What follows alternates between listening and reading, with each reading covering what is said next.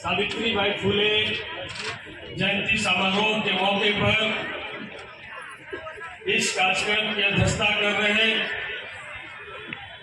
मानववादी विचारधारा वैज्ञानिकवाद में विश्वास रखने वाले हमारे राष्ट्रीय जनता दल के संवाद संघर्षशील विधायक फतेह बहादुर जी, इस मौके पर मौजूद इस कार्यक्रम के उद्घाटन करता और बहुजनों के बीच में नई चेतना को जागृत करने वाले, विज्ञान और पाखंड के बीच में नई बहस छेड़ने वाले बिहार के शिक्षा मंत्री माननीय चंद्रशेखर प्रसाद जी, इस मौके पर मौजूद बहुजनों के बड़े चेहरे, बिहार के बड़े नेता, जन जन में अपनी पहचान रखने वाले, पाखंडवाद के खिलाफ में लड़ने वाले और जगदेव पेरियार, ललित सिंह यादव, अंबेडकर के विचारों में विश्वास रखने वाले बिहार सरकार के भूमि सुधार और राजस्व मंत्री हमारे बड़े भाई साहब आलोक मेहता जी, इस मौके पर मौजूद करने वाले, माता सावित्रीबाई को जानने वाले, उनके संघर्षों को आगे बढ़ाने वाले तमाम गांव गिरोह से आए हुए क्रांतिकारी इस्तेमाल करते हैं। जय भीम, जय जगदेव, जय मंडल। ब्राह्मणवाद, मनुवाद के सबसे ताजा शिकार जो दिल्ली विश्वविद्यालय से इसलिए निकाल दिए गए कि संविधान की बात कर रहे थे, ललित सिंह यादव की बात कर रहे थे, लालू यादव के संघर्षों को बता रहे थे और माता सावित्रीबाई ने जो शिक्षा की अलग जगाई, उस शिक्षा की ज्योति को जन जन तक पहुंचाने का काम कर रहे थे। लेकिन इनके साथ काम करने वाले सभी प्रोफेसरों को रेगुलर किया गया, लेकिन लक्ष्मण यादव जी को रेगुलर नहीं किया गया, लेकिन जनता इनको रेगुलर करने जा रही है। हमारे बीच में लक्ष्मण यादव जी है।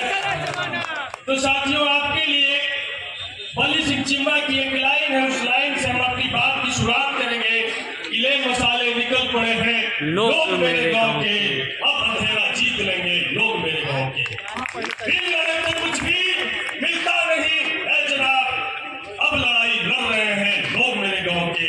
तो साथियों, जो जिस महामानव की हम आज चर्चा कर रहे हैं, जिन बहुजन नायकों की हम चर्चा कर रहे हैं, इस बात से ही मेरा बदन सिहर जाता है कि माता सावित्रीबाई फुले, संत रैदास, संत कबीर, गौतम बुद्ध उस घोर मनुवादी विचारधारा में किस तरीके से काम किए होंगे।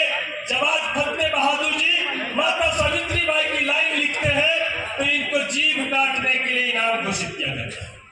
जब प्रोफेसर चंद्रशेखर जी रामायण की उस युक्ति की बात करते हैं कि नवजात में विद्या पाए भयो अर्थामुखी दूध पिलायो, जब इसकी चर्चा करते हैं तो 10 करोड़ रुपया इनके जीभ काटने की बात की जाती है।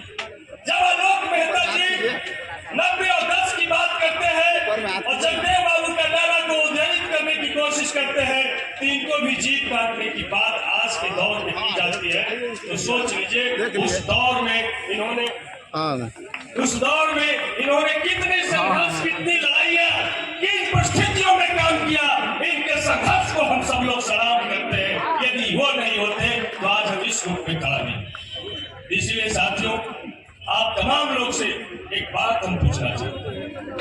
हमको राष्ट्रीय जनता दल ने, तेजस्वी यादव जी ने, लालू यादव जी ने एक बड़े चेहरे के खिलाफ में, जो बिहार के मुख्यमंत्री थे, उनके खिलाफ में हमको चुनाव लड़ाने का फैसला लिया और वहां के लोगों, मखदूमपुर के लोगों ने मुहर लगाने का काम किया। जब हम दिल्ली में गए लक्ष्मण भाई सबसे पहले, तो वहां पर पत्रकार मीडिया के साथियों ने कहा कि आप विधानसभा में बहुत अच्छा बोलते हैं, टीवी मीडिया पर अच्छा बोलते हैं, असल बात बताइए आप किस जात से आते हैं। तो हमने कहा भैया आप कौन सा जात का अंदाजा लगाते हैं कि हम किस जात से आते हैं। तो उन्होंने कहा आप राजपूत होइएगा, हम कि नहीं भैया और नीचे आइए। तो भूमिहार होइएगा, हम कि नहीं और नीचे आइए भैया। तो जरूर जादव होइएगा, इसलिए इतना जोर जोर से बोलते हैं, हम कि नहीं और नीचे आइए। तो कोई कुर्मी क्या है भैया, हम कि और नीचे आइए।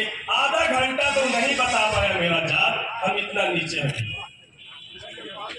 दास तक नहीं पहुंच पाया, जवाब तक वो नहीं पहुंच पाया। यही है जातिवादी व्यवस्था की हकीकत।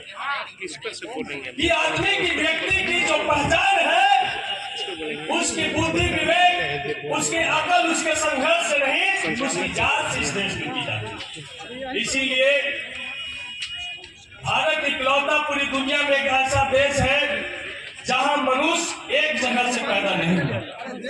इस ब्राह्मणवादियों ने एक जगह से हम लोगों को पैदा नहीं किया। ब्रह्मा के मुख से ब्राह्मण पैदा लिया, छाती से क्षत्रिय पैदा लिया, कमर से वैश्य पैदा लिया और भारत का 90% आबादी शूद्र पैर से पैदा लिया। हम तो चाहते हैं कि नरेंद्र मोदी जी ब्रह्मा जी के मरणोपरांत भी नोबेल पुरस्कार मिले, उनको नामित करे। ये चमत्कार जी भारत में हुआ है, बाकी दुनिया में कहीं नहीं हुआ है, तो ब्रह्मा जी को नोबेल पुरस्कार मिलना चाहिए। मिलना चाहिए। 4 जगह से इंसान को पैदा कर दिया। इसका मतलब है कि आपके पैदाइश में ही फर्क कर दिया गया, तो आप बराबर नहीं हो सकते। इसलिए भैया इस व्यवस्था में हम लोग चल रहे हैं।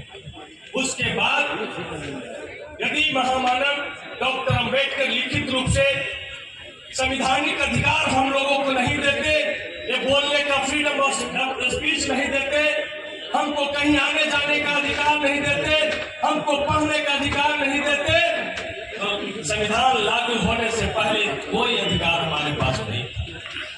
कैसा भारत था कि बाबा साहब भीमराव अम्बेडकर को भी स्कूल में इस शर्त पे नामांकन मिलता है कि जहां पर बाकी बच्चे जूता चप्पल खोलते वहां पर बैठ के इसको पढ़ना। यदि चपरासी छुट्टी पर होगी तो उस दिन पानी इनको नहीं मिलेगा, क्योंकि चपरासी ऊपर से पानी देता। कैसी